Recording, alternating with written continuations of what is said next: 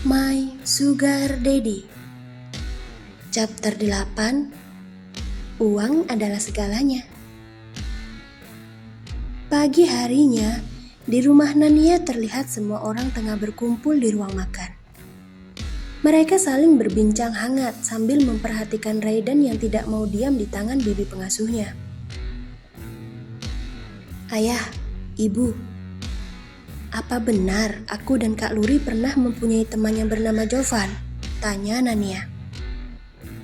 Dia dibuat hampir mati penasaran setelah semalam bertemu dengan satu pria aneh yang mengaku bernama Jovan.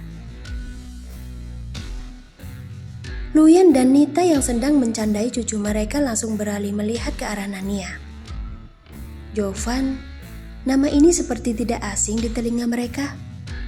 Tapi di mana mereka pernah mendengar nama tersebut? Jovan. Nama ini seperti tidak asing, tapi ayah lupa di mana pernah mendengarnya, Nania. Jawab Luyan sambil terus berusaha mengingat-ingat nama tersebut. Ibu juga sama, sayang. Coba kau tanyakan saja pada Kak Luri. Siapa tahu dia mengenal orang ini. Timpal Nita sembari memberi saran. Aku sedang tidak akur dengan Kak Vedo, Bu. Jadi aku tidak akan menelpon Kak Luri dulu sebelum Kak Vedo meminta maaf padaku. Sahut Nania sambil berdecak kesal. Hei, kenapa lagi lah kalian ini? Sebentar akur, sebentar kemudian bertengkar. Ada-ada saja. Itu salahnya Kak Vedo, Ibu. Siapa suruh dia mengirim pesan macam-macam padaku dengan mengatakan kalau Kak Luri menghilang? Aku kan panik.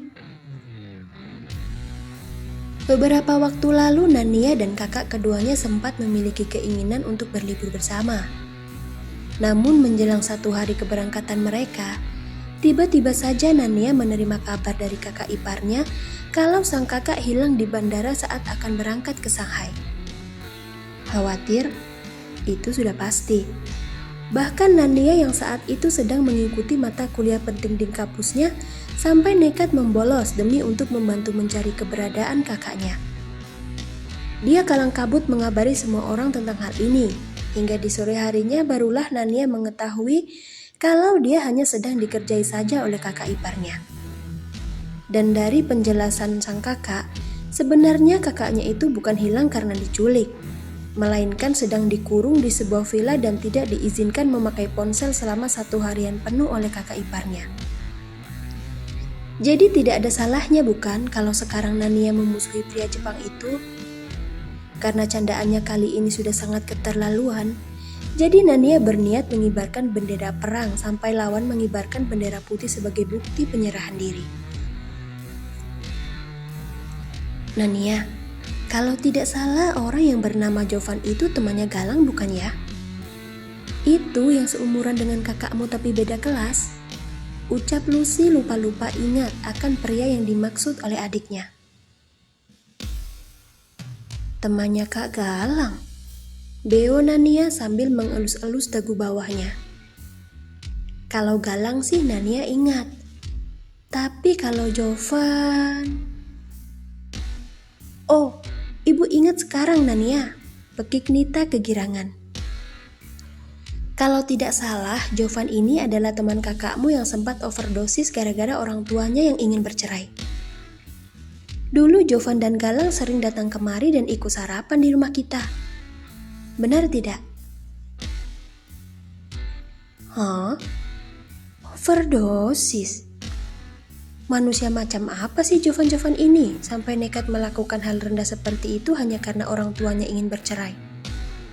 Menggelikan sekali, batin Nania heran. Ya, aku juga sudah ingat sekarang.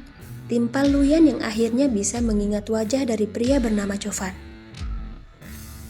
Wah, dia sudah kembali ternyata. Tidak disangka Luri dan kedua sahabatnya bisa sama-sama sukses setelah mereka kuliah di London. Luri sukses menjadi seorang dokter di Jepang. Sedangkan Galang, dia juga menjadi seorang dokter yang sangat terkenal di Shanghai. Dan kini Jovan akan menyusul kesuksesan mereka sebagai pengusaha muda yang akan meneruskan perusahaan milik ayahnya. Luar biasa. Nania yang baru akan menyuapkan sesendok makanan ke dalam mulutnya langsung diam mematung begitu ayahnya mengatakan kalau Jovan akan meneruskan perusahaan milik keluarganya, yang artinya kalau Jovan akan menjadi seorang bos. Seketika ingatan tentang Nania yang ingin menjadikan Jovan sebagai suami masa depan muncul di dalam pikirannya. Dan sontak saja hal ini membuat Nania memunculkan satu seringai licik di bibir seksinya. Hehe, siapa sangka aku akan menemukan sugar daddy yang selama ini aku cari-cari. Jovan, aku akan menangkapmu sayang, ujar Nania dalam hati.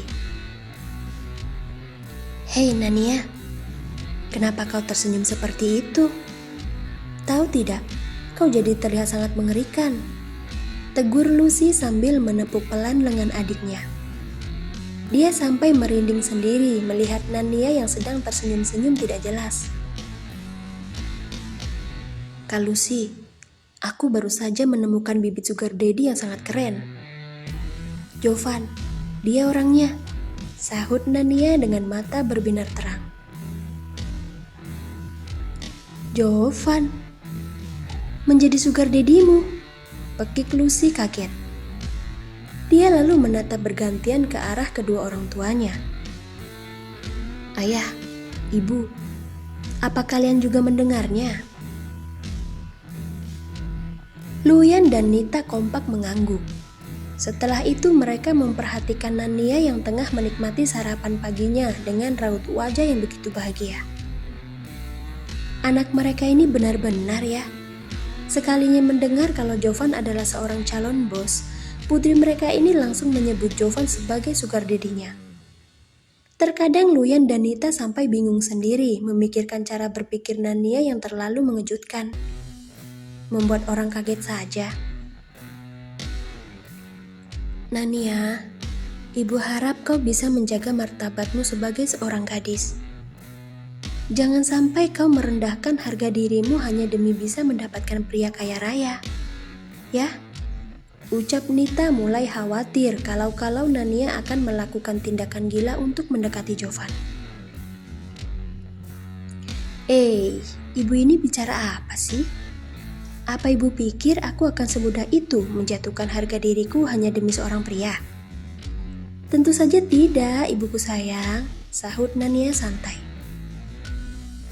Dengarkan kata-kataku ini dengan baik dan bijak ya, Bu. Aku ini Nania, pantang untukku mendekati pria terlebih dahulu. Karena setertarik apapun aku pada mereka, harus mereka dulu yang datang padaku. Dan itu juga berlaku pada Jovan, si calon sugar daddy masa depanku. Tahu dari mana kau kalau Jovan ingin mendekatimu? Tanya Lucy penasaran.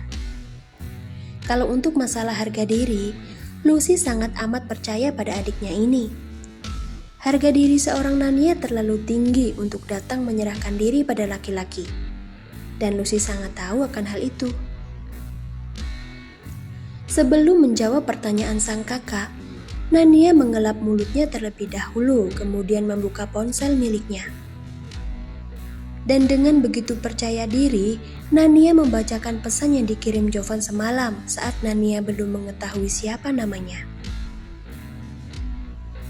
Halo sayang, jangan nakal ya, aku akan segera datang ke sana, ucap Nania dengan gaya bicara yang begitu sensual. Dia lalu tersenyum lebar sambil menatap bergantian ke arah keluarganya. Bagaimana? Apa ini sudah cukup menjadi bukti kalau Kak Jovanlah yang pertama kali mendekatiku? Nania, benar itu pesan dari Jovan? Gatal sekali dia memanggilmu dengan sebutan sayang. Tanya Glenn yang baru saja datang. Dia lalu duduk di samping Lucy setelah mencium puncak kepalanya. Karena dia tampan dan calon bos, sekarang aku tidak keberatan dipanggil sayang olehnya. Lumayanlah Kak Glenn. Setidaknya aku akan mempunyai seorang suami yang sekelas denganmu dan Kak Vedo. Sama-sama pengusaha yang tampan dan kaya raya. Benar tidak? Jawab Nania langsung membanggakan Jovan di hadapan keluarganya. Nania seakan lupa akan sikapnya yang begitu cetus pada Jovan semalam.